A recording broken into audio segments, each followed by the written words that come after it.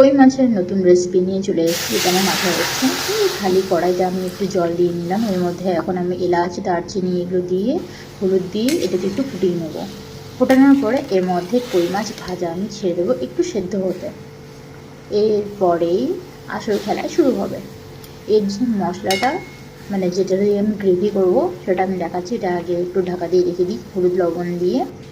এই তো হলুদ, সর্ষে, অনেকগুলো রসুন, অনেকগুলো কাঁচা লঙ্কা আর অনেকগুলো এই চিনিবাদাম, এগুলো ভালো মতো করে পেস্ট করে নিলাম। এটা কিন্তু একদম ফাইন পেস্ট, ক্রিমি টেক্সচার হতে হবে।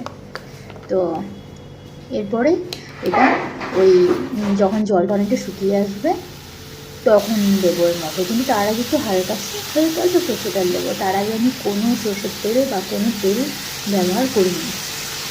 এবার আমি এর মধ্যে তেলটা দিয়ে দেবো।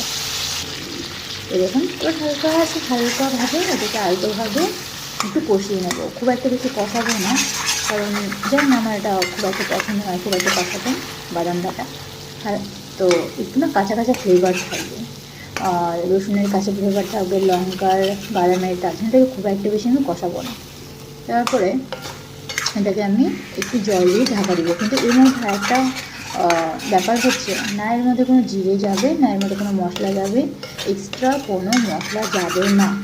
আমি যখন এই রান্নাটা শুরু করি তখন দেখতেই পেরেছিলাম যে এর মধ্যে আমি এলাচ, লবঙ্গ আর দারচিনি দিয়েছিলাম, আর কিচ্ছু না।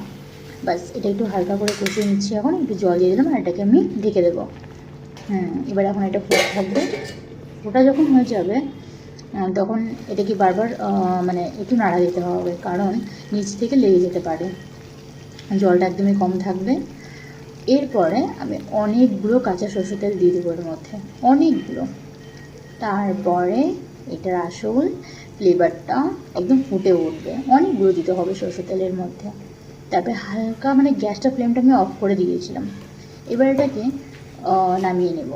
তারপরে সুন্দর আপনারা কাঁচা লঙ্কা, লেবু দিয়ে ভাত মেখে আরামসে খেয়ে দেখতে পারেন। একটা নতুন রেসিপি আমার, যেটা আজকে আমার মাথায় এলো। কারণ কই মাছ আমার খুব একটা পছন্দ না, তো আমার হাজব্যান্ডের পছন্দ। তো তার ক্ষেত্রেই আমার এরকম করে ভাবনা চিন্তা করে বানানো। দেখতে কতটা সুন্দর হয়েছে। এখন এটাকে আমি ধীরে ধীরে নামিয়ে নেব।